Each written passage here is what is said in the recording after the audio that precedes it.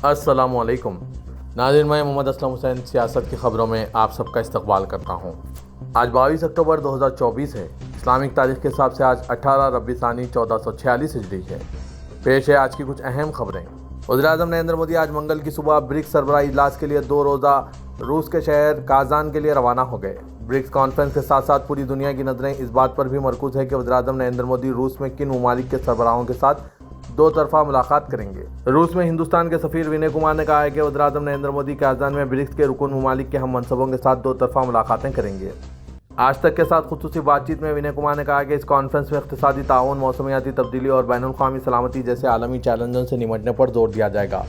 जब इनसे चीनी सदर शी जिनपिंग और ईरानी सदर मसूद पेज़ेश्कियान से मुमकिन मुलाकातों के बारे में पूछा गया तो उन्होंने कहा कि अभी ये वाज़ेह नहीं है, ताहम दो तरफा मुलाकातों के एजेंडे पर भी काम जारी है। उन्होंने कहा कि पीएम मोदी की दो तरफा मुलाकातों पर गौर किया जा रहा है।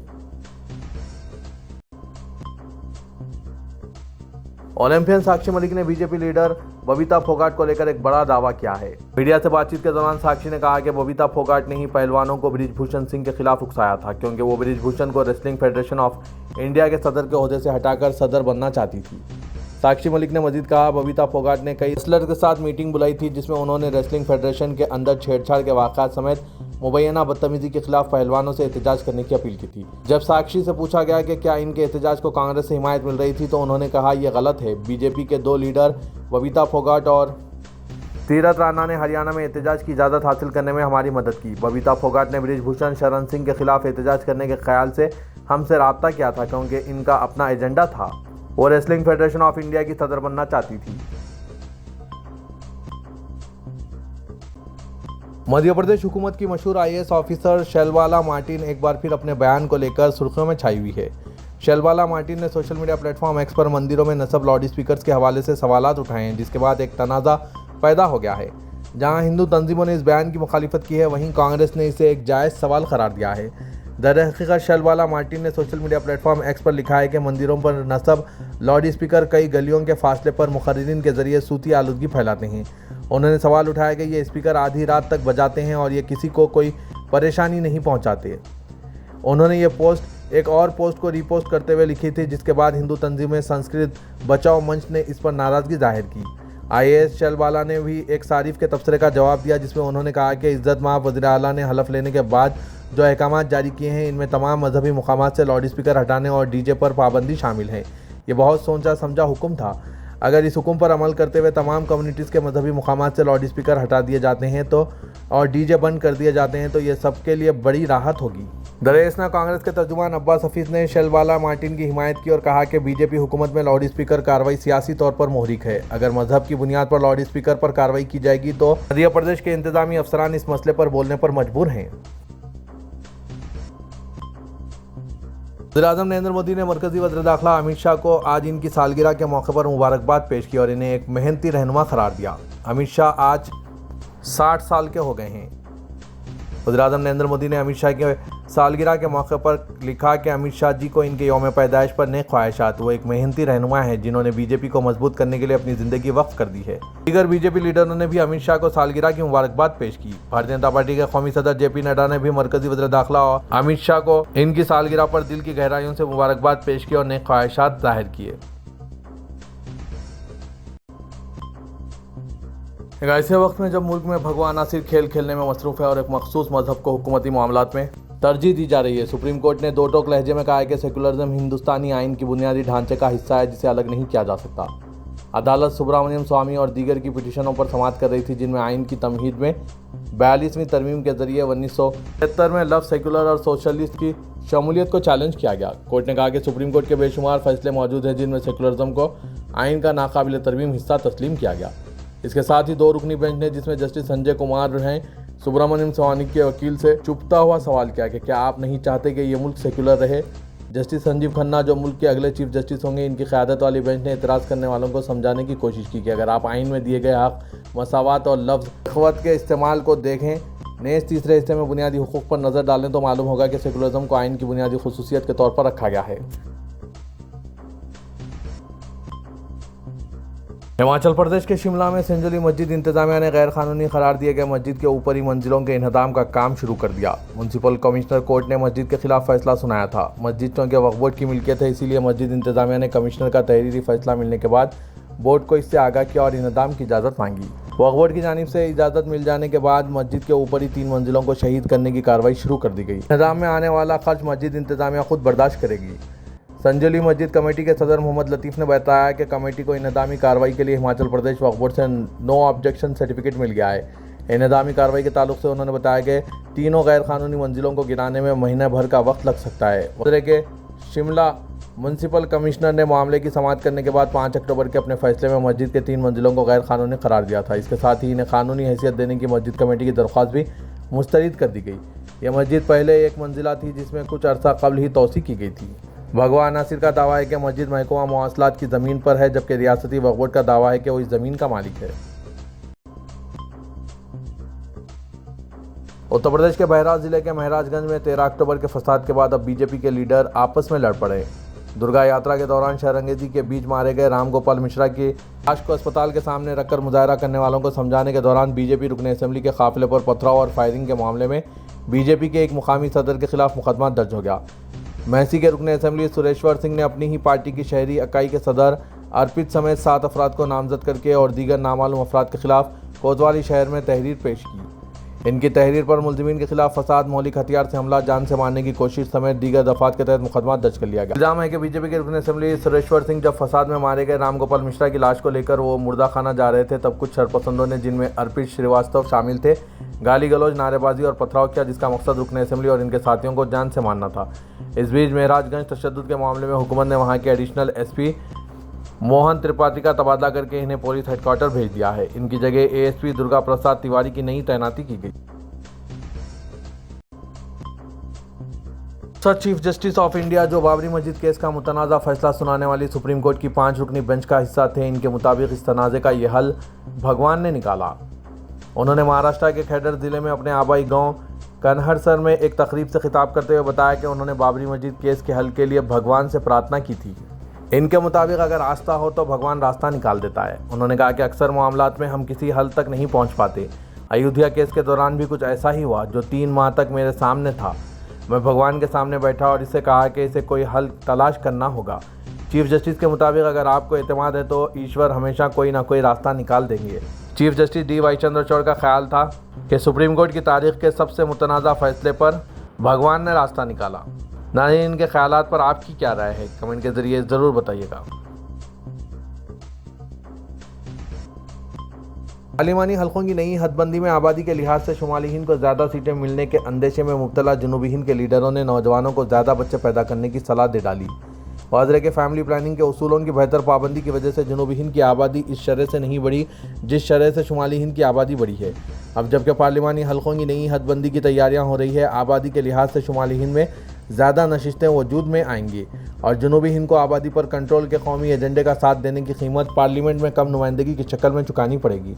इस पस मंज़र में आंध्र प्रदेश के वज़ीर आला चंद्रबाबू नायडू ने 2 से ज़ायद बच्चों के लिए सरकारी स्कीमें शुरू करने का इशारा दिया, जबकि तमिलनाडु के वज़ीर आला M.K. स्टालिन ने लोगों को 16 बच्चे पैदा करने की सलाह दी है। उन्होंने ये बयान इस प्रोग्राम में दिया जहां एक साथ 31 जोड़ों की इज्तिमाई शादी हो रही थी। वज़ीर आला M.K. स्टालिन ने मज़ाहिया अंदाज में कहा कि बड़े बुजुर्ग नए शादीशुदा जोड़े को 16 अक़साम की जायदादों की दुआएं देते हैं। शायद अब 16 अक़साम की जायदादों की जगह 16 बच्चे पैदा करने का वक्त आ गया है। कांग्रेस की general secretary Priyanka Gandhi Wayanad Lok Sabha seat के ज़मीनी इलेक्शन के लिए 4 शुम्बा यानी कल 23 अक्टूबर को पर्चा नामजदगी दाखिल करेंगी। पर्चा दाखिल करते वक्त इनके साथ सोनिया गांधी और राहुल गांधी भी होंगे। इससे कबल सुबह 11 बजे वो राहुल गांधी के साथ कालपीता के नए बस स्टैंड से रोड शो की क़यादत करेंगी, जो दोपहर 12 बजे ज़िला कमिश्नर के दफ्तर पहुँचेगा, जहाँ नामजदगी का अमल पूरा किया जाएगा। महाराष्ट्र में कांग्रेस और शिवसेना ने महाविकास अघाड़ी में इख्तलाफात और इत्तेहाद के टूटने के इम्कानात को खारिज करते हुए ऐलान किया कि 7 से 8 सीटों पर फैसला बाकी है, जिसे हल करके 8 सीटों की तकसीम का ऐलान कर दिया जाएगा। दोनों पार्टियों ने बीजेपी पर इल्ज़ाम लगाया कि वो अपोजिशन इत्तेहाद के ताल्लुक से अफवाहें फैला रही है। कांग्रेस के लीडरों ने दिल्ली में सोनिया, राहुल और कांग्रेस के सदर मल्लिकार्जुन खड़गे की मौजूदगी में मुनक़िदा आलाकमान की मीटिंग के बाद बकिया सीटों के मसले को जल्द हल कर लेने की यकीन दहानी कराई। उद्धव की फिटनेस से खुफिया मुलाकात और संजय रावत को अमित शाह के फ़ोन से मुतालिक दावों की तरदीद करते हुए रावत ने अपने अंदाज में बीजेपी और इसके लीडरों को आड़े हाथों लिया। सुप्रीम कोर्ट ने एक अहम फैसले में बच्चों के हुकूक से मुतालिक कमीशन NCPCR के एक तरफा और मोतसबाना इक़दाम पर लगाम लगाते हुए इसके ज़रिए हक़ तालीम एक्ट पर अमल न करने वाले मदरसों के खिलाफ कार्रवाई की सिफारिश पर रोक लगा दी। सुप्रीम कोर्ट में चीफ जस्टिस DY चंद्रचूड़ की सरबराही में जस्टिस JP पारदीवाला और जस्टिस मनोज मिश्रा पर मुश्तमिल बेंच ने कमीशन के इन सभी नोटिस पर रोक लगा दी जो उत्तर प्रदेश समेत मुख्तलिफ रियासतों को जारी किए गए थे। जमातुल मुवहिदीन ने कमीशन के इस हुक्म को चैलेंज किया था।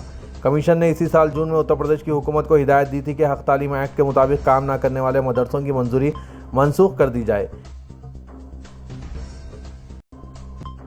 वोट तरमीमी बिल पर गौर व के लिए तश्कील पार्लियामेंट की मुश्तरका कमेटी के चेयरमैन जगदम्बिका पाल पर अपोजिशन के अराकीन के अदम एतमाद के दरमियान एक बार फिर कमेटी का इजलास तलब किया गया, जिसमें अक़लियती उमूर की मरकज़ी वजारत ने ज़बानी शहादत रिकॉर्ड कराई। अक़लियती उमूर की वजारत के जरिए पेश किए गए तरमीमी बिल पर पूरे मुल्क के मुसलमानों और अपोजिशन जमातों को सख्त एतराज़ है। वक्फ मुसलमानों का मखसूस मामला होते हुए भी पार्लियामेंट की मुश्तरका कमेटी गैर मुताल्लिक़ा तंजीमों, वजारतों और अफराद को राय आमा हमवार करने के नाम पर तलब कर रही है, जिसके बाद अपोजिशन के अराकीन ने इस पूरे अमल को सियासी कहकर इसको सख्त तनकीद का निशाना बनाया है। जनता पार्टी की साबिक़ तर्जुमान और नबी करीम सल्लल्लाहु अलैहि वसल्लम की शान में गुस्ताखी की मुर्तकिब नुपुर शर्मा ने एक बार फिर जहर अफशानी करते हुए बहराच में एक हिंदू नौजवान राम गोपाल मिश्रा की मौत के बारे में कई झूठे दावे किए।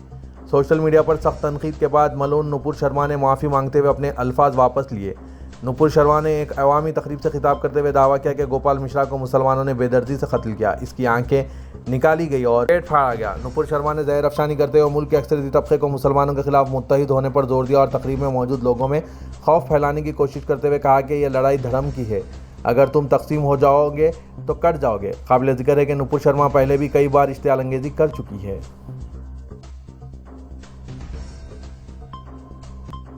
तेलंगाना में नुक्से अमन पैदा करने वालों को बर्दाश्त नहीं किया जाएगा और मजहबी मुकामात पर हमला करने वालों से सख्ती से निपटा जाएगा।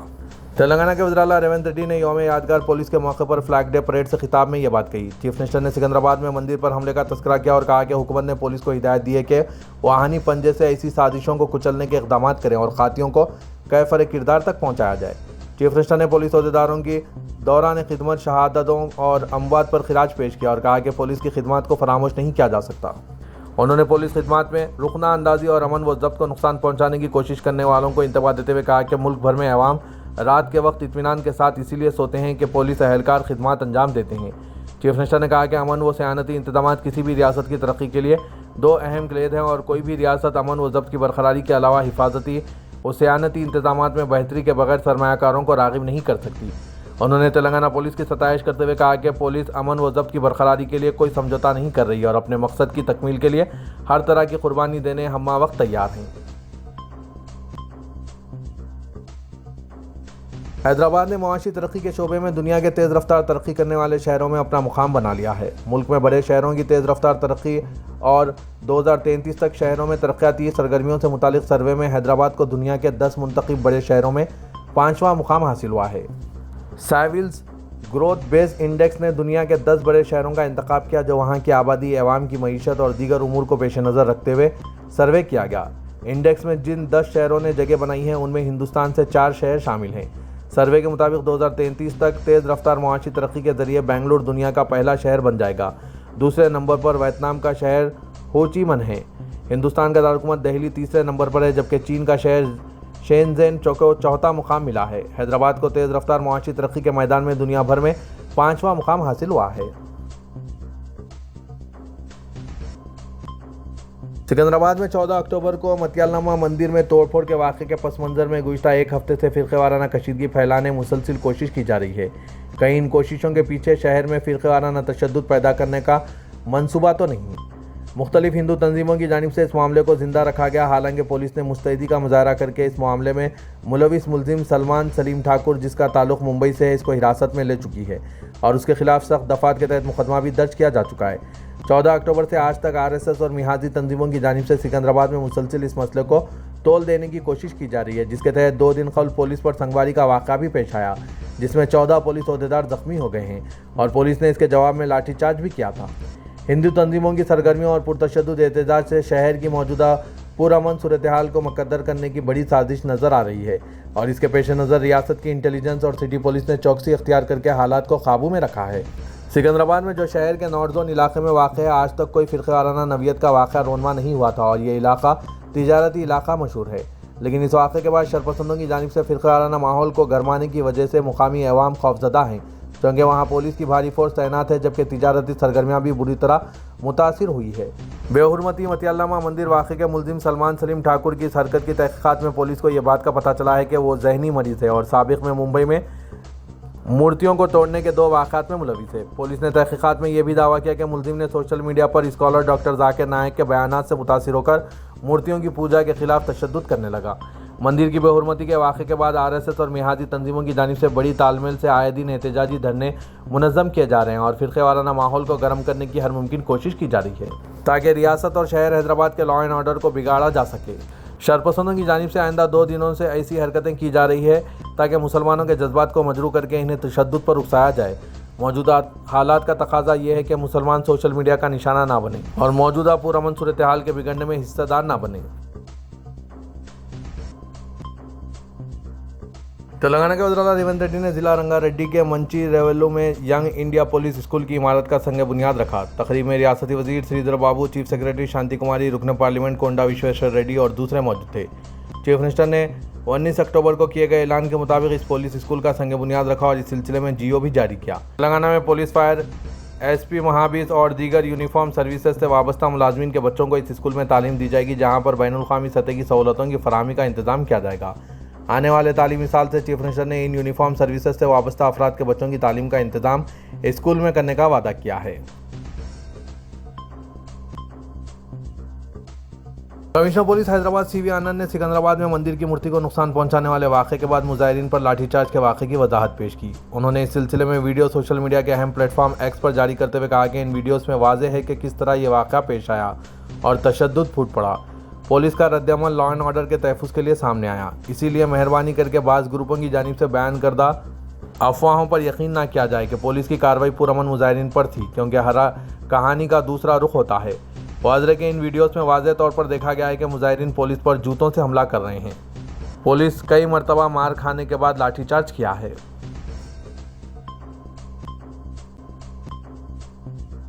मौलाना सैयद शाह गुलाम अफजल बियाबानी खुसरो पाशा सदरनशीन तेलंगाना स्टेट हज कमेटी ने एक बयान में कहा है कि तेलंगाना स्टेट हज कमेटी की कामयाब नुमाइंदगी पर हज कमेटी ऑफ इंडिया ने आर्जी मुंतखब आज़मीन हज के सफ़र हज की पहली किस्त की रकम 1,30,300 की अदायगी की आखिरी तारीख में जुमेरात 31 अक्टूबर तक तौसी कर दी है। उन्होंने आज़मीन हज से गुजारिश की कि वो इस सहूलत से इस्तेफादा करते हुए जुमेरात 31 अक्टूबर से कबल अपने सफ़र हज की पहली किस्त की रकम अदा करें।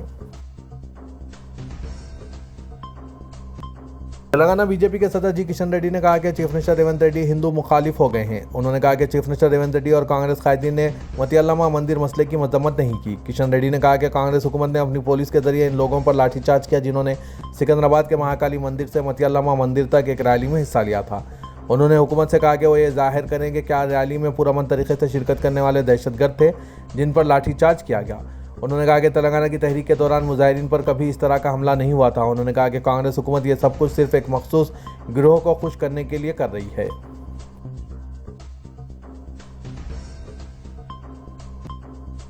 इदारे सियासत के महबूब हुसैन जिगर कैरियर गाइडेंस सेंटर वाक़ दफ्तर सियासत एबिट्स में IT से मरबूत कोर्सेज का आगाज़ अमल में लाया गया है, जिसके लिए आज इदारे सियासत के महबूब हुसैन जिगर कैरियर गाइडेंस सेंटर वाक़ दफ्तर सियासत एबिट्स में front end development with React.js का फ्री बूट कैम्प का आज शाम 7 बजे से अमल में लाया जा रहा है, जिसमें HTML, CSS, JavaScript, React.js, GitHub कराया जाएगा। ख्वाहिशमंद उम्मीदवार इस ज़रीन मौके से इस्तिफ़ादा हासिल कर सकते हैं। मुल्क व बैरून मुल्क में IT से मरबूत कोर्सेज़ के मांग में इजाफे को देखते हुए इदारे सियासत ने इन कोर्सेज़ का आगाज़ अमल में लाया है। मज़ीद तफसीलात के लिए इन फ़ोन नंबरात पर रब्त पैदा किया जा सकता है। फ़ोन नंबर है 9000191481 9393876978।